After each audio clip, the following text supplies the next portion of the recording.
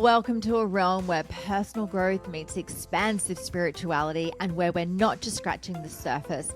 We're diving deep, widening our perspectives, and having a darn good time doing it. This is the Enlightened Podcast, and I am your host, Jen Hamilton. You'll enjoy an infusion of motivation, empowerment, and inspiration that will resonate in every aspect of your life. Expect captivating stories, heartfelt musings, and my own personal experiences. But that's not all. I'm bringing awe-inspiring individuals to the table, so get ready to meet some remarkable souls whose wisdom and stories will leave you spellbound. No topic is off limits here. Brace yourself for raw authenticity, unfiltered vulnerability, and yes, the occasional splash of explicit language. We're delving into the realms of the esoteric, mystical, and the woo-woo, unafraid to explore the extraordinary. So if you are ready to venture beyond the surface, to explore the depths of your soul, and to awaken the magic of life, if your heart says yes, then hit that play button and let the Enlightened Podcast guide you on this remarkable expedition.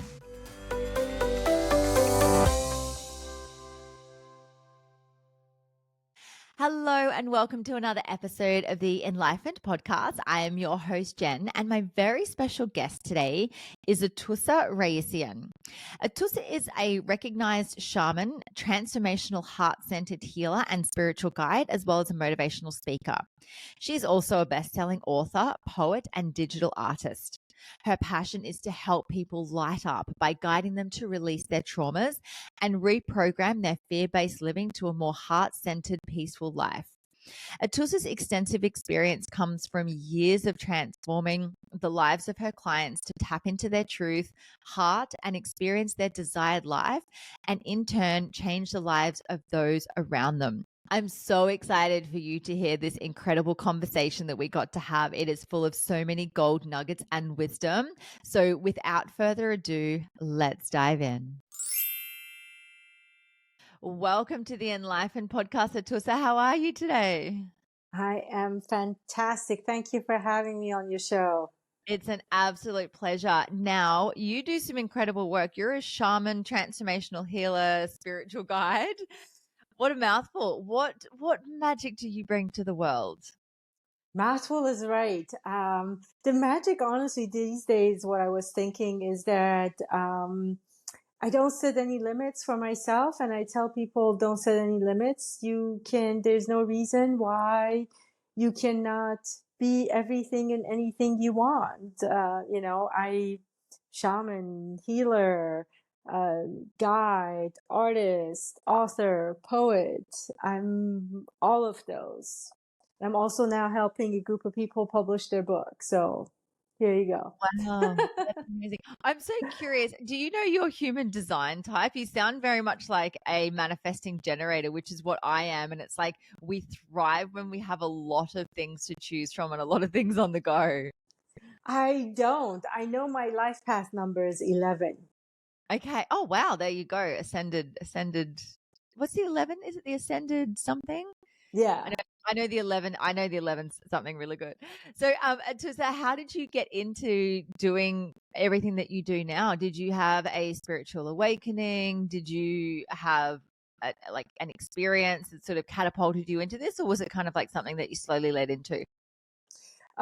Definitely catapulted into, but also I was meant to do. It was not something as a kid, I remembered when I started doing this work, I remembered when I was a kid and I really was interested in healing arts, healing practices, those who bring messages and energy and all those things. But then, life hit me pretty hard. My parents were divorced when I was 2. It was a pretty bad divorce. My dad was pretty abusive, not physically, more mental, emotional abuse. And then I was in Iran at that point. We had the whole revolution happen, war happened. We came to US and didn't speak a word of English, came at a time that all that hostage crisis, everything had happened. So it was crazy time, and I felt so out of control of my life that I needed to get control back. So I went what any sane person would do. I need control. I need to grab a hold of something and hold on to life. This is too much change.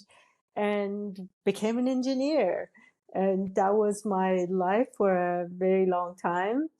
And I was successful at it, very successful, in fact.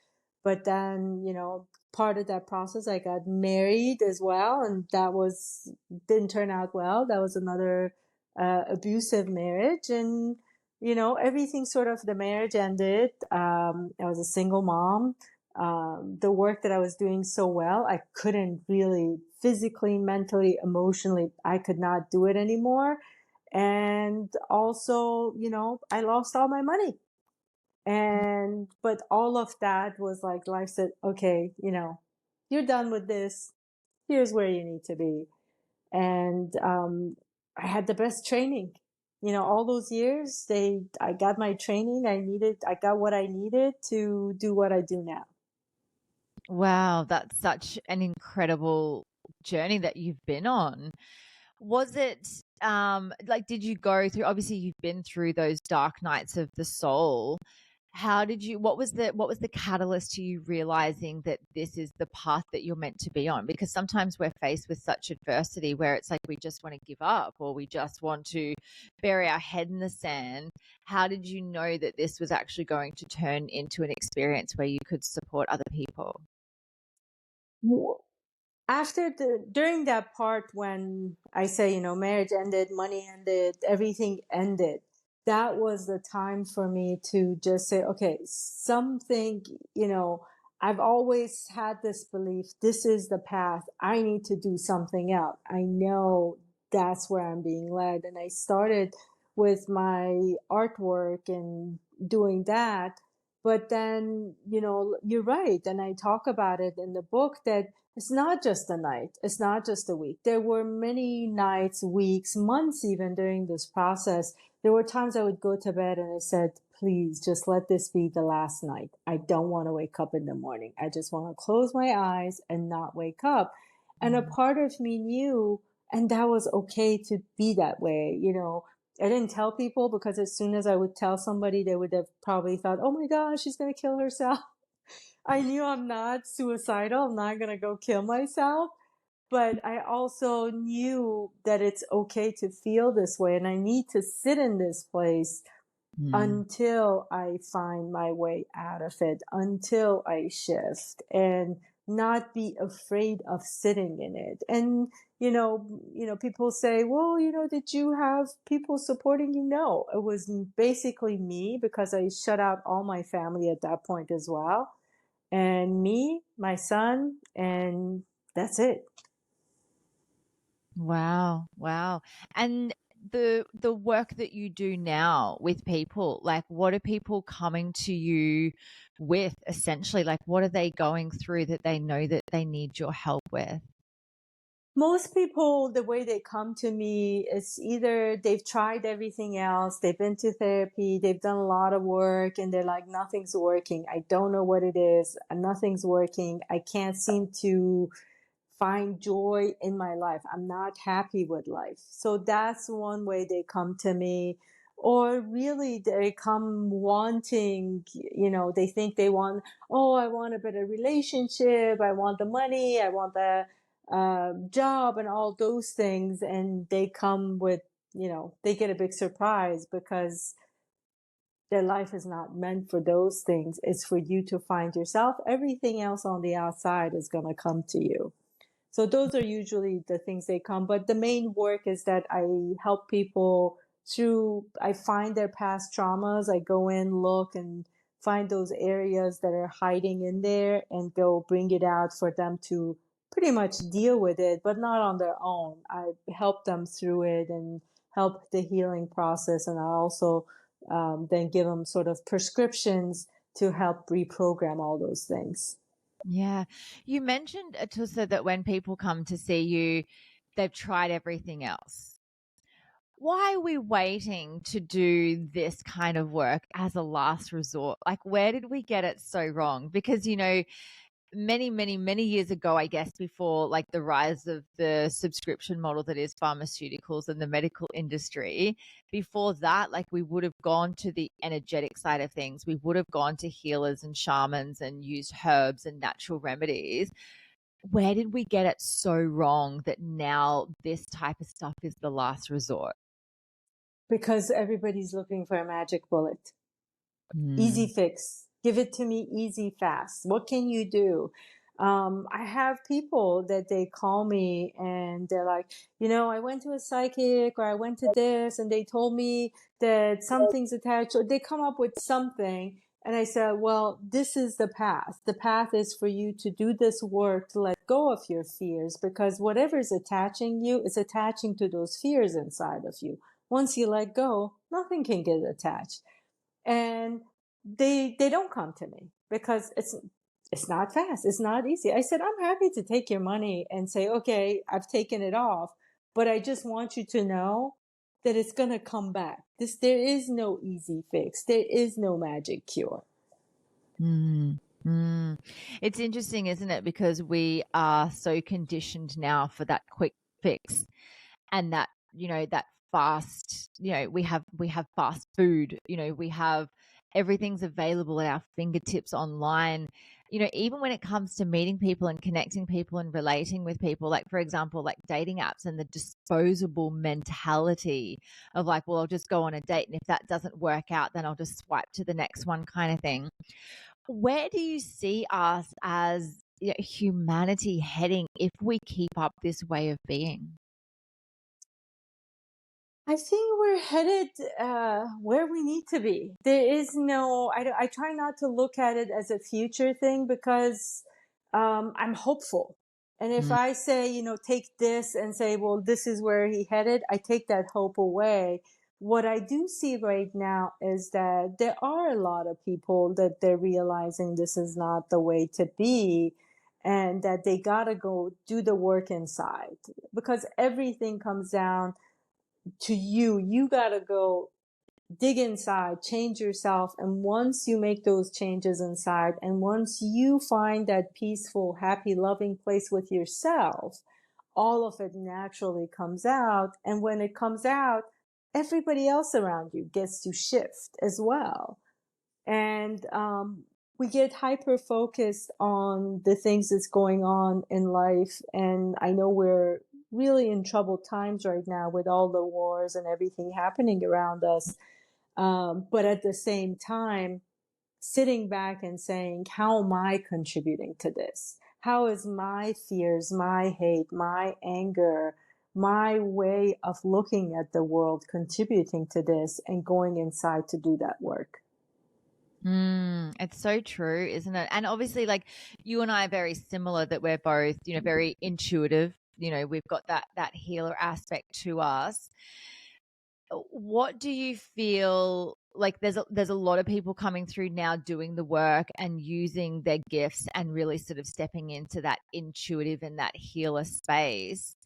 Do you feel like this is where we need to be, like we are on the right track as far as people tapping in, doing the work, and then using their gifts to support the rise of humanity? We are definitely, I think, on the right path.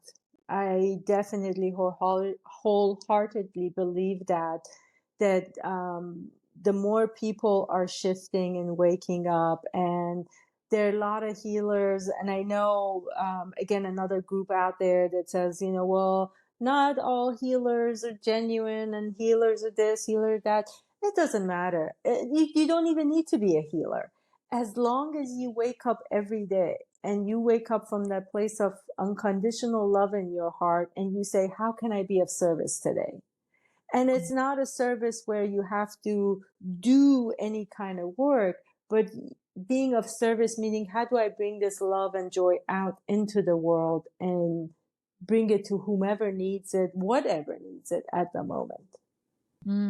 How does that look for you when you wake up in the morning and you ask yourself, how can you be of service? So obviously you see clients, but tell us some of the things that you do to really embody that for yourself. Moment to moment, honestly, it could vary. First of all, my mornings are myself.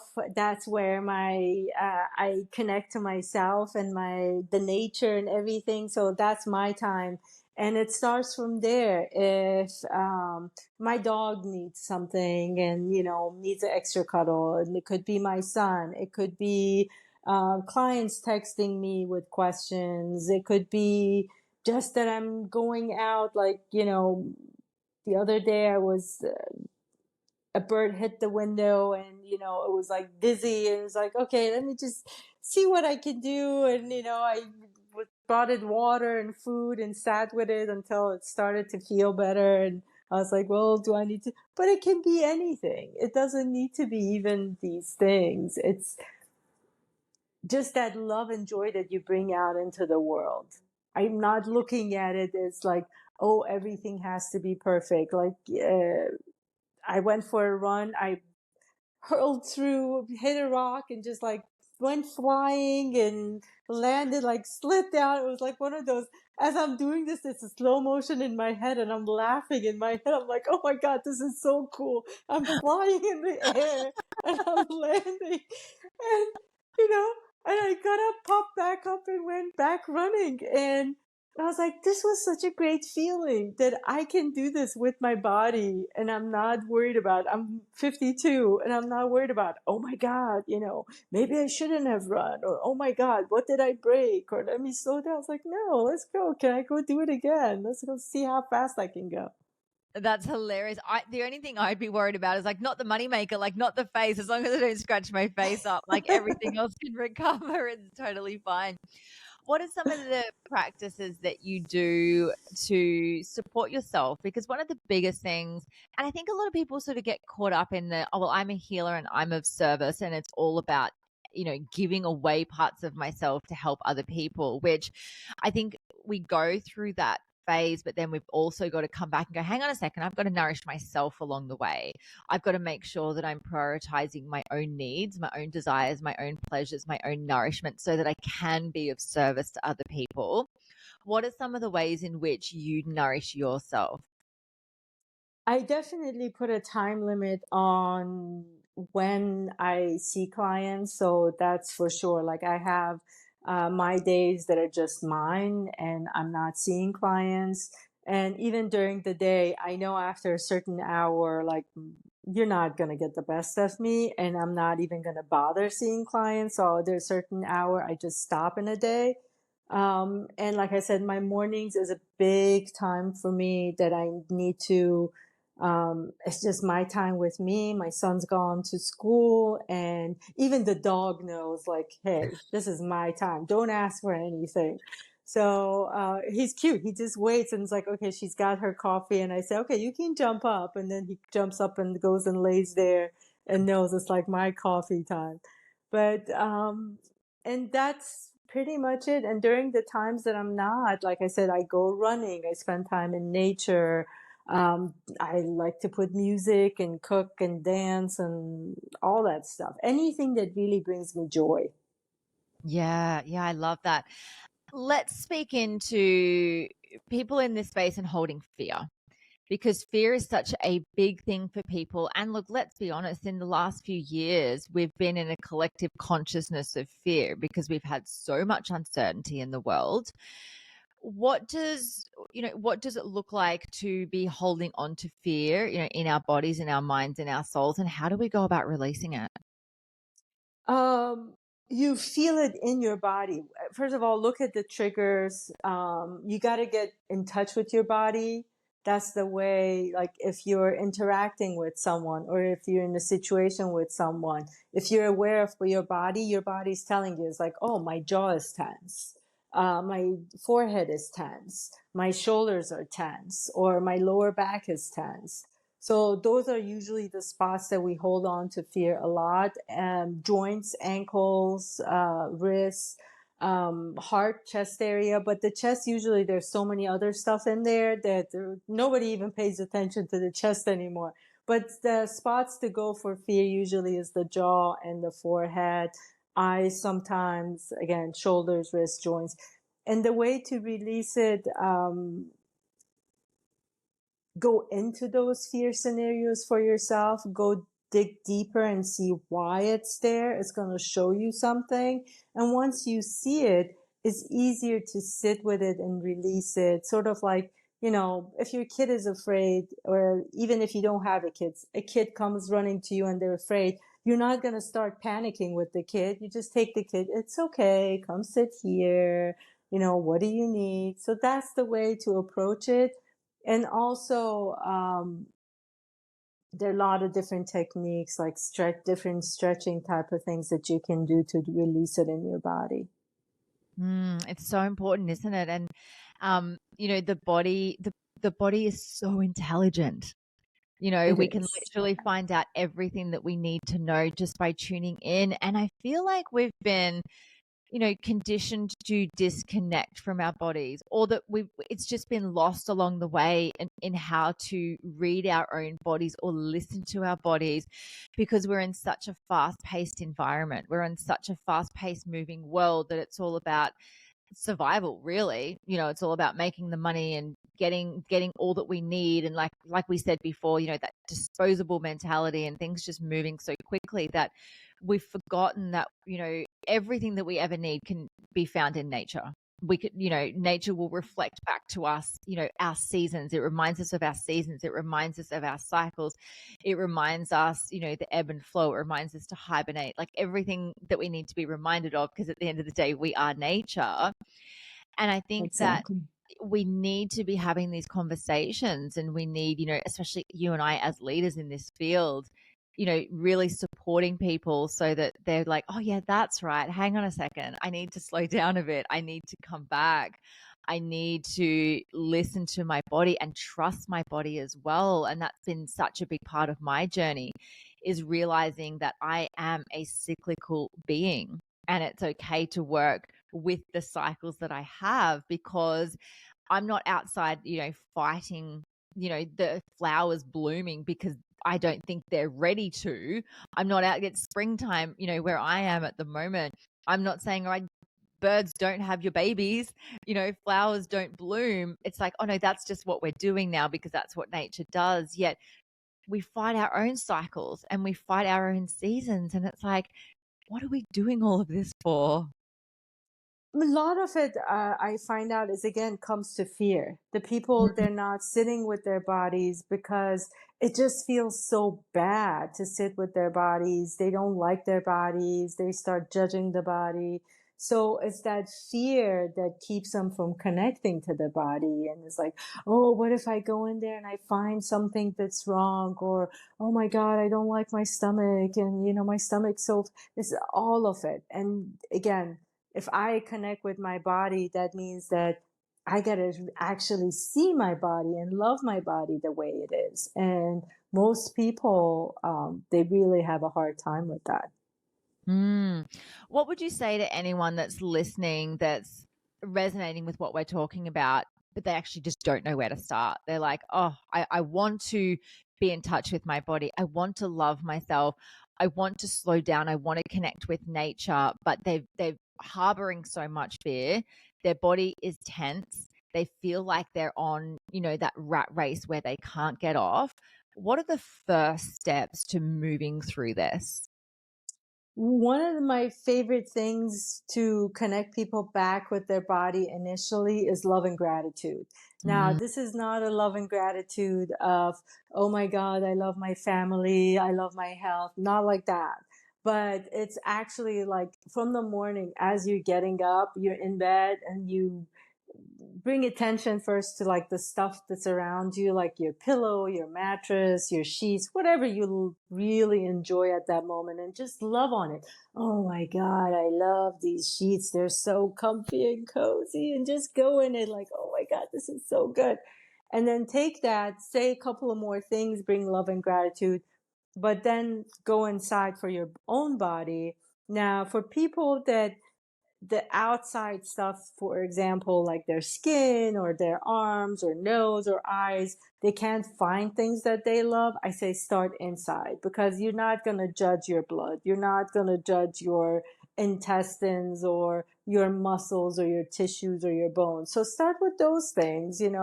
I love my pancreas. I have no freaking clue what you do, but I love you. Thank you. I know you're doing a good job in there. I love my blood. Thank you for going up and down and taking nutrients everywhere. I love my nerves. I know I can feel you inside with everything I touch. Thank you so much. And anything, start with the inside and then gradually on the outside stuff. I love my eyes. I'm so grateful that I can see color, anything. It can be your eyebrows or your fingernails. Start small. It doesn't need to be the big ticket items even. It's so true, isn't it? Because we naturally love and innately love all of our insides, and then we're conditioned that there's the outside parts of us that are made wrong, and so I love what you said about I've got no idea what the pancreas does either. I should probably know that. My mum's a nurse. Something to do with sugar. I know that. Yeah, is it something to do with insulin maybe, like creates Yeah, it exactly. does that. Yeah, Insulin. there we go. So Yeah. I'm so grateful for my pancreas. And that's the thing, isn't it? Like, we just need to start with something that we actually hold no judgment over. I have no judgment over my pancreas whatsoever, or the blood that flows through me, or my nerves, on the inside. So I think that's such a beautiful place to start, on the inside. And then noticing as well, like when we start to come to the outsides, like going into the parts where we do have resistance, so someone might be saying, oh, but I want to love my thighs, for example. We're women, let's talk about our thighs. I want to love my thighs, and then they say it out loud. They're like, but I can't love it because that conditioning runs so deeply that unless you've got the thigh gap and the no cellulite and the this and the that, that until you're perfect in air quotes, in inverted commas, um, where do we go when we've got such resistance to the outer and we're feeling it on the inside? What would you say to people going, I want to love the outside, but I just can't? First of all, this practice that I said, if you do it every day and if you do it twice a day, it starts to shift. Because gradually that love and gratitude, it starts opening up. And if you even bring it throughout the day with the things that comes to you, again, it can be things around you. You saw a tree, you saw a bird, whatever. And gradually that just opens up. So you get used to that feeling of love and gratitude. And then you can bring it to the outside. And if the resistance is there, you don't need to go fight it. Don't go fight. Oh my God, I hate my thighs, but okay, I'm going to say I love my thighs. That's not going to work. So find something even on the outside stuff. That's why I say go, small, anything. It can be your fingernails, eyelashes, your tongue. It doesn't matter. Your freckles, maybe you love your freckles. Start there and then gradually come and like, I have okay thighs. I can say I have okay thighs. They're not that bad. And, what do a lot of the times too, that's a part of you that you need to go inside, look at, because I find out, sometimes the reason people don't like those outside features, it reminds them of something from the past. It reminds them of either a parent or a sibling. Maybe they teased them. Maybe it looks like somebody they don't like. Really, they didn't have a good relationship with their dad. For example, I used to hate my nose because it reminded me of my dad's, and I didn't have a good relationship with my dad. And when I made peace with my dad and I forgave him and forgave myself, my nose wasn't an issue anymore. So you got to go in there and see why those things are there, if they're sticking around and it's not letting go. Yeah, I always find as well, like the things that persist and those little inner niggles is showing us where we need to invite in that love and compassion and healing. Like, it shows us where we're perhaps out of alignment. And I feel that's the same for, anxious thoughts and, inner disharmony and discomfort as well. I feel like it's just our body's invitation to go into a little bit Yes. deeper and just love on it even more. Yes, definitely. I 100% agree. Yeah. Yeah, yeah. Atousa, tell us about the book you've written. The book is called Change Yourself, Change the World. And the subtitle is Transform Your Life from Fear Based Living to Choosing Love and Seeing Magic. And it was published in August 11th of this year. And it's available in digital form and paperback. And I've been so happy with people reading it and reaching out saying it's powerful and how they use the tools and how they keep it. They like the paperback better because they can go back and forth and highlight things. So a lot of good comments, and that was my hope. I really was hoping to give people tools and techniques that they can use every day and to start seeing their life in a different way that's easier um, to live a joyful life than we think. And we're stuck in these spots that we can't shift our perspective, and that's what I'm hoping. It has my own story in there, and I use my story as an example. And I broke it down into like chapters, that each chapter is like a guide to how to move about. And then I had practical exercises at the end and more stories.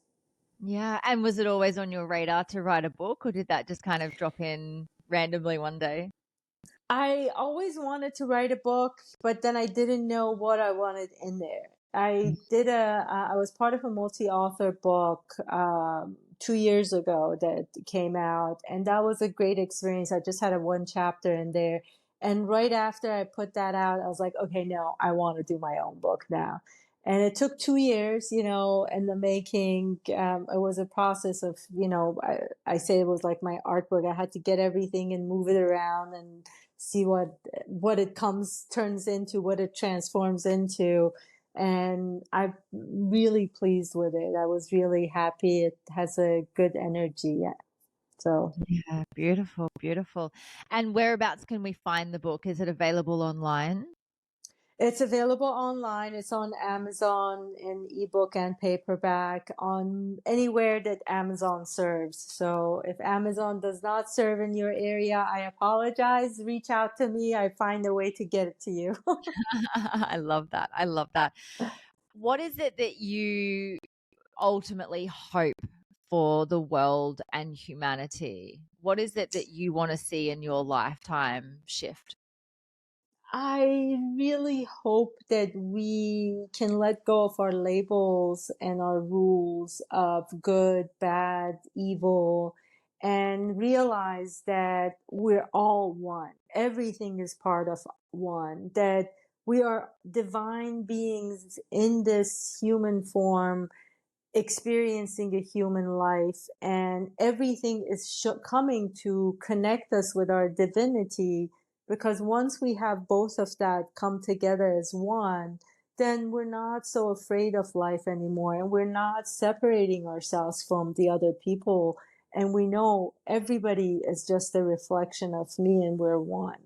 And starting to forgive the past, because we are in this state because of all those things that's happened in the past, and we keep moving it forward. We keep moving that fear forward and forward, and it's time to stop it and see we're all one. Yeah, I love that.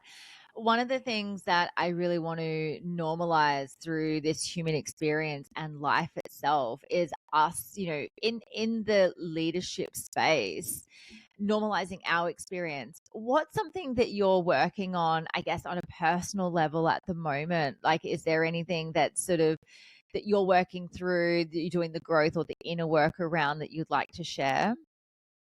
Honestly, it's more of that realizing that oneness, because even for me, sometimes I get too caught up in the human experience of the situation, and I forget, like, it's like, you got to do this, you got to do that, and you got to fix this. And I'm like, no, step it back. Everything is flowing in divine time and divine order. I don't need to do anything. It's not a doing involved. So that's something I'm continuing to grow and practice, and bringing those two parts of myself in more of a harmony and alignment. Yes, you and I are actually on the same page with that. I'm very similar to Nice. that too. And I think because I've been more stepped into my masculine space recently. I'm a solo part-time parent. I run my household, I run a business. So there's a lot of masculine aspects to my life. And my feminine's like, hello, can I get a look in here at some stage? And realizing that yes, I'm the driving force behind everything that I do, and it's not necessarily about the chase. I can sit back and receive and allow life to move through me. And it does come down to that divine timing too. Like, there is this, I guess for me, there's like this inner rush that happens. Like, it's like, oh, but I've got to get this done, or I've got to get this done by the time the children come back, or oh my gosh, they're on school holidays soon, I have to have all of this organized. And where is this coming from, what is this doing? And at the end of the day, I'm like, oh wow, I'm really tired from thinking so much, and and that push forward. And so let's talk about that, like the dance of the masculine and the feminine there, because I know that this is something that you're quite passionate about as well. Why is it so important for us to find that balance within? Um, Regardless of gender, I think that's what's happening right now. Another part of humanity in our world right now, all the gender issues, all the sort of the masculine energy out there, that is because the females have felt that their powers have taken away. So more and more they've stepped into their masculine roles and masculinity and not nurtured the feminine. And the males actually too, out of expectation and what they've been taught too. So they're nurturing more their masculine rather than their feminine side as well. But you got to understand and realize we have all, regardless of gender, we have both of those energies in us. Everything needs to be balanced. You want to have balance in yourself, balance in life. You got to bring those two portions together no matter what. And once you find that balance in yourself, then that balance and harmony comes out into the world, which we really need at this time. And it's going to shift. The more, again, people say, well, one person. Yes, one person has the power to shift and change the world. You will see it, because if you shift, all those people around you, your family, your friends, they're going to start to shift. And when they shift, the people that they come into contact, that's that ripple effect. And it is that powerful.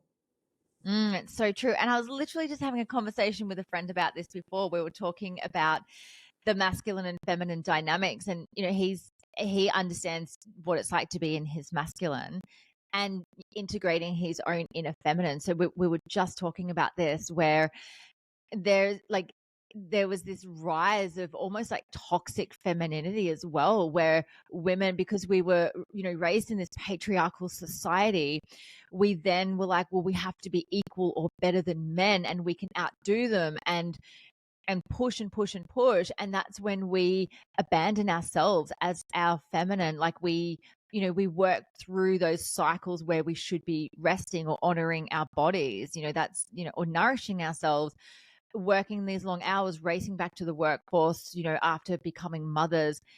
But also, like, yes, we had that, desire to do so, but we didn't have the masculine that understood the roles to how to hold the feminine and how to provide and support the feminine so she can be in the fullest expression of her feminine whilst balancing her masculine, and the same the other way. Is this something that you see as well? Sort of like this imbalance of, well, who's supposed to lead here, It is a dance. It's not, that's what we keep forgetting. And we forget that when we're with a partner, that somebody has to do something all the time. And it's not, it's a dance, because there's, that cycle that you're talking about, that same cycle is happening for your partner as well. And if you're seeing things clearly and you're in balance and your partner's in balance, that dance happens naturally, and you allow each other that space and time to move and be free. So it's not, it's not about who's going to be providing, who's going to be taking care of things. It's about understanding each other, your needs, and also allowing that this is what I need at this moment. And your partner reaching out and saying, okay, I'll give you the space for that. And you doing the same. Yeah, and I think that comes down to speaking your truth, speaking authentically, and in my experience personally and professionally, underneath being able to do that, again, comes up fear. The fear of what might they think of me. Will I potentially be abandoned for speaking my truth? Like, we've got all of these old wounds that have existed generally from childhood. They could have stemmed over from past lives as well. But there's just this deep seated fear that I'm going to be left if I speak my truth, or I'm not going to be worthy, or they're going to judge me because I'm, in my fullest expression as well. No, for sure. Again, that's what I did the book. Fear. Number one thing. Everything comes down to fear. And when you trickle that fear, even go deeper, deeper, it comes to fear of loss. And we're not sometimes willing to sit with that fear of loss because it is so powerful and it is so um, deep. That's really, it's like it comes and shakes you to your core. But that's where the work is. That's where you got to go and sit and be vulnerable. And that's how you open up to love. That vulnerability lets you let down your guards. I tell people, they say, I want love, I want support. But how are you going to receive any of that if you build these walls to protect yourself? You're not. You Mm. got to let those down. You got to be vulnerable. You got to say what it is that you want. Speak from your I place. And, it's easier for us to blame and say, well, you didn't do this, or I wanted you to do this, rather than saying, no, this is what I need. This is what I want. This is what I see. And staying in that. And it's okay for the other person to agree or not agree. It doesn't mean they don't love you. Mm, My mm, son and we used to do this, that, you know, uh, if one of us didn't agree, it's like, I don't like you very much right now, but I really love you. So yeah. love is not negotiable. It's like love is always there, but I'm not agreeing with this right now, and it's okay. You can still go ahead and do this, but you do you, I do me right now. And I think it's so important as parents to be able to cultivate that within our children, to not abandon them and say, "Look, I love you regardless." Like, I say to my daughter all the time, like, she can be very feisty. She's half Serbian, quarter Italian. Like, she's got some fire to her. And I say to her all the time, like, I love seeing you when you're angry. I love seeing you feisty. Like, it's like, I have, obviously, like, when there's an attitude coming back at me, I'm like, oh my God, what have I done? Um, but I love that she can express herself, and I'm like, I value seeing you in this space, because I know that, first of all, I'm providing safety for her to be in this expression. She feels safe to be in that. And I wanted to know that no part of this is wrong. And this is where I come back to, well, it all comes back to self. It comes back to that cultivating that self love, because at the end of the day, even if you're left all alone, even if you are abandoned or something breaks down, all you've got left is yourself. And so the relationship that you build with yourself is going to be the most important one, because no matter where you go, there you are. The whole Exactly. the whole world could disappear and it's only you left. And I think the relationship that we build with ourselves is the most important one in our whole entire lives. And then once we are at a space where we're in such deep love and gratitude for ourselves, then that can then ripple out into a really beautiful conscious relationship, because you realize that you're whole and complete as you are. And then you can connect with someone on that same frequency who knows that they are whole and complete as they are. And then you can come together and dance through life together, not expecting each other to fill the void that you have created in your own mind that someone else has to fill. Exactly. No, 100% agree. Beautifully said. Yes, Yeah. definitely. Yeah. Definitely. Now, Atousa, thank you so much for such an incredible conversation, very enlightening.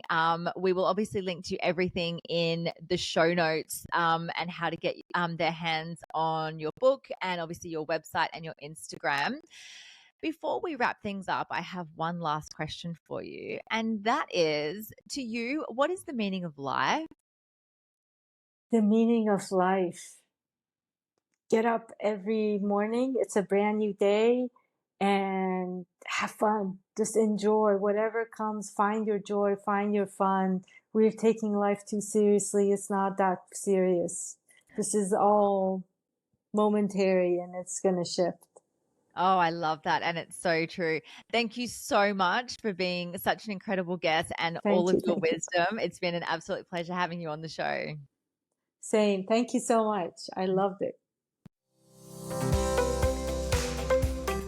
Thank you so much for joining me for this episode. I hope you love the Enlightened podcast, and the biggest compliment you can give me is subscribing to this podcast, sharing it, and leaving a rating and review. Feel free to follow me on Instagram. My handle is @JenHamiltonOfficial, and the podcast handle is enlightened_podcast. You can also find the video version on YouTube on my channel. Just search Enlightened and don't forget to hit subscribe. Have a beautiful day and enjoy living the enlightened journey of life.